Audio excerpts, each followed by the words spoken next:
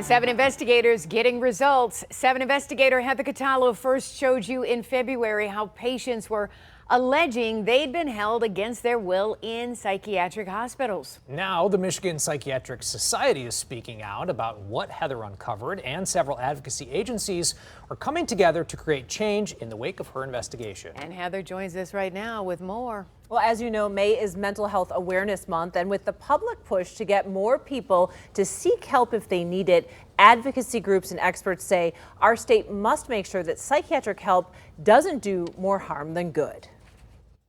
I was saddened to hear that so many patients were mistreated by the system. Michigan Psychiatric Society President Dr. Thadia Carey says she's very concerned about what my recent investigation revealed. In February, I showed you how patients were alleging they'd been held against their will in local psychiatric hospitals, or they say they were coerced into staying for unnecessary treatment. I'll never forget it. I'll never get over it. If you would have told me that something like that happened, I would find it so hard to believe in the United States of America. And that's not all. Sources inside both Pontiac General Hospital and Stonecrest Center in Detroit told the 7 investigators that psychiatrist Dr. Nagy Kier was pre-signing crucial court documents called clinical certificates that are used in the civil commitment process. These photographs show the pre-signed blank forms that were ready for use inside Pontiac General. The 7 investigators obtained copies of the blank clinical certificates from both hospitals, and they already had Dr. Kier's signature on them. It's unethical without a question. I was surprised to hear that there is a physician pre-signing physician certificates for involuntary hospitalization. I was never trained that way. I have never pre-signed a form. Dr. Carey says the decision to hold a patient for involuntary treatment with one of those clinical certificates should be made with great care. How important is preserving somebody's civil rights in this process? I think it's to the utmost importance. We don't want the system to be abused. And I want patients to know that the large majority of psychiatrists are doing a good job. We're not going to overreact. We're not going to involuntarily treat you against your will. You're pre-signing clinical certificates? Yes. Before patients are examined? Yes. Doesn't that violate their rights? Not, we examine them, but I sign it to be ready for the time factor. Even patients who were not forced to stay using a clinical certificate say they too were held against their will. It's time I'll never get back. It's time stolen away from me. I had no due process.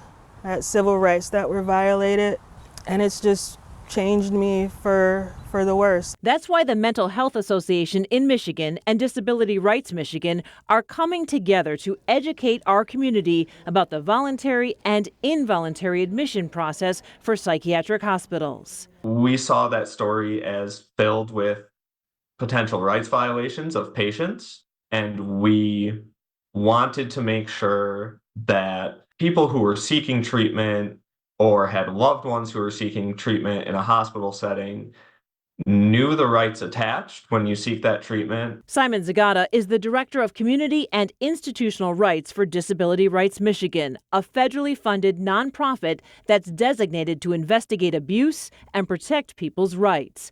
I asked Zagata about the allegation that patients continue to make, that psych hospitals are threatening them with the court commitment process if they don't sign in voluntarily. The law says the hospital has to present the option of signing in voluntarily to patients it thinks it is appropriate to do that with.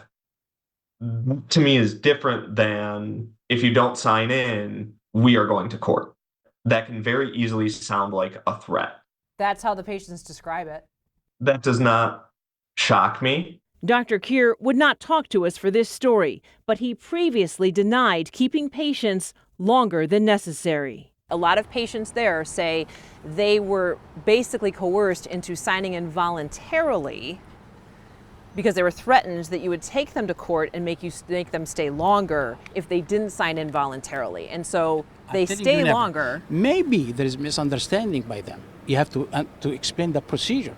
I'm not eager to keep patients. I'm not this kind at all. We have this national push for you should seek out mental health treatment and we need to talk about it and you need to get it. But then if people's rights are being violated, it discourages people from doing so. And it makes the problem worse, not better. That's why tonight at 7:30, we're bringing you a live virtual roundtable with experts from Disability Rights Michigan and the Mental Health Association in Michigan, so you and your family members can know your rights. We are streaming this live on WXYZ.com and on our Facebook page. Hundreds of people have reached out to me since my original investigation aired. They almost all had concerns about this voluntary versus involuntary admission process. Hopefully this will help families navigate this very difficult issue. We also have a lot of resources for you right now at WXYZ.com. But again, I'm hearing the same things over and over. There's clearly a pattern going on here. Hopefully this public education can help, and we'll see what happens. Hope so, because so many families need help for their children, as we've seen, and sometimes they can't get it, but you definitely don't want them to shy away from help that they really need. And I certainly wouldn't know my rights, but also if you have hundreds of people reaching out, that's probably just the tip of the iceberg. Many more affected. It would appear that way. Okay. All right, Heather, we're going to be watching and watching online for sure. Great job.